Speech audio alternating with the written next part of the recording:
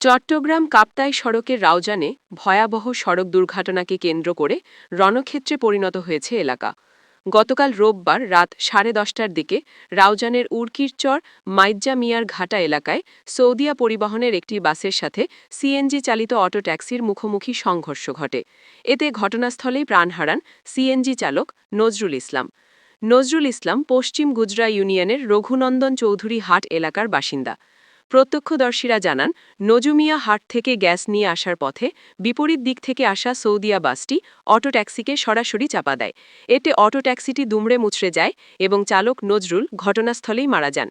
দুর্ঘটনায় আরও 2 যাত্রী গুরুতর আহত হয়েছেন, যাদের স্থানীয় হাসপাতালে ভর্তি করা হয়েছে। এই ঘটনার পর ক্ষোভে ফেটে পড়ে স্থানীয় জনতা।